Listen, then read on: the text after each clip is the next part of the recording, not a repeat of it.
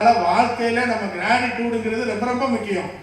இன்னைக்கு நம்ம நல்லா இருக்கோம், நல்ல ஒரு ஸ்கூல்ல இருக்கோம், நல்லா படிக்கோம், நம்ம டீச்சர்ஸ் நமக்கு நல்லா சொல்லிக் கொடுக்காங்க, நல்ல சந்தோஷமா இருக்கோம் அப்படின்னா ஆண்டவனுக்கு நன்றி சொல்லணும், நம்ம அம்மாவுக்கு சொல்லணும், நம்ம டீச்சர்ஸ்க்கு நன்றி சொல்லணும். ஓகேவா? புரியுதா நான் சொல்றது? அதுக்கப்புறம் நம்ம சொல்லுவாங்க, நம்ம எடுத்த டிசிஷனை ஃபாலோ பண்ணணும். இன்னைக்கு இப்ப ஜனனி நம்ம கை தட்டுதோம், துண்டு போடுதோம், ஸ்டேஜில் ஏத்துதோம். இவளுக்கு இந்த சந்தோஷம் எல்லா நாளும் இருந்துச்சா? அப்படிலாம் இல்லை. இவளும் கஷ்டப்பட்ட காலங்கள் இருக்கு, வருத்தப்பட்ட காலங்கள் இருக்கு, கண்ணுல இருந்து கண்ணீர் வந்த காலங்கள் இருக்கு. அவளுக்கு யாருமே வாழ விடாது. இவருடைய ஃப்ரெண்ட்ஸே சரி, இவன் 10th 493 school first, Jayendra school. 12th 1168 school ஃபர்ஸ்டா செகண்டா தெரியல, செகண்ட் ஸ்கூல் செகண்ட்.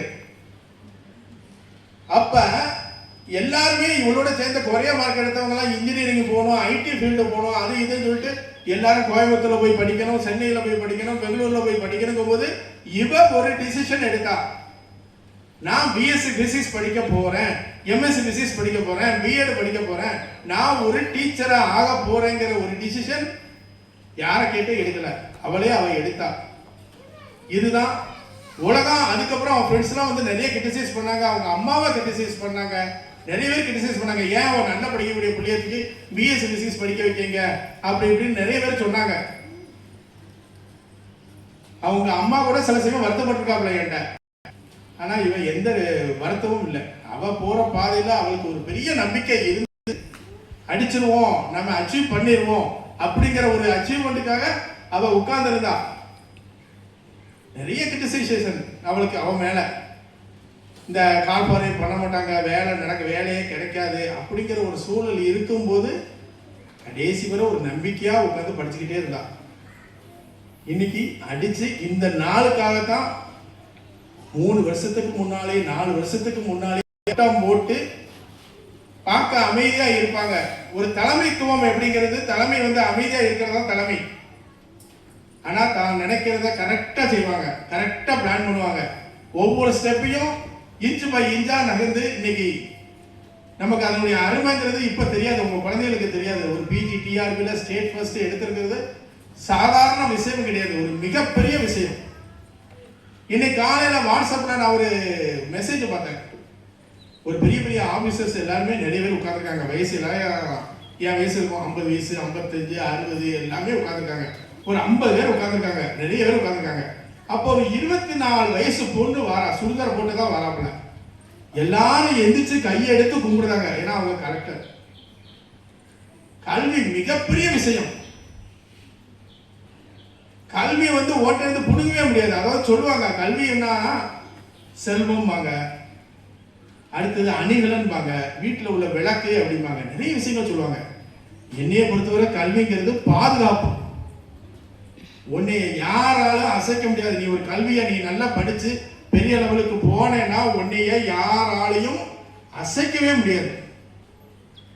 அதனால கல்விங்கிறது மிகப்பெரிய ஒரு விஷயம். இந்த கல்வியை நல்லா கத்துக்குங்க. மறுபடியும் நான் சொல்லுதேன், ஏன் அவளை நான் கூட்டு வந்திருக்கேன்னா, நீங்க பார்க்கணும், ஒவ்வொரு வெற்றியாளரும் பார்க்கணும், ஒவ்வொரு சாதனையாளரும் பார்க்கணும், அவங்களுடைய கஷ்டத்தை பார்க்கணும், அவங்களுடைய கான்பிடென்ட்டா பார்க்கணும், அவங்களுடைய சுயத்தை பார்க்கணும், அவங்களுடைய செல்ஃப் டிசிப்ளினை பார்க்கணும். நம்மளும் ஜெயிக்கணும். இங்க இருக்கிறவங்க எல்லாருமே ஜெயிக்கலாம். ஜெயிச்சு இதே இடத்துல இதே ஸ்டேஜில் நீங்க பேசணும். அதுதான் என்னுடைய சந்தோஷம். என்னுடைய ஜிஎம்எஸ் அகாடமி ஸ்டூடெண்ட்ஸும் சரி, வெங்கடேஸ்வரா பள்ளியுடைய ஸ்டூடெண்ட்ஸும் சரி, ஒவ்வொரு விஷயத்திலும் ஜெயிக்கும் போது நாங்கள் ரொம்ப சந்தோஷப்படுவோம்.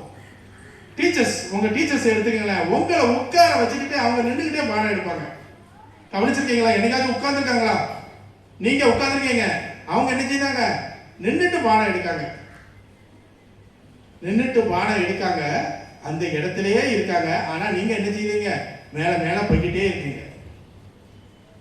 உங்களுடைய வளர்ச்சியை பார்த்து பொறாமப்படாத ஒரே ஒரு ப்ரொஃபஷனில் உள்ள ஆட்கள் உங்க டீச்சர்ஸ் மட்டும்தான். சந்தோஷப்படுவாங்க. உங்க ரிலேஷன்ல உள்ளவங்க கூட பொறாமப்படலாம், உங்க ஃப்ரெண்ட்ஸ் பொறாமப்படலாம், ஆனா டீச்சர்ஸ் வந்து ரொம்ப சந்தோஷப்படுவாங்க.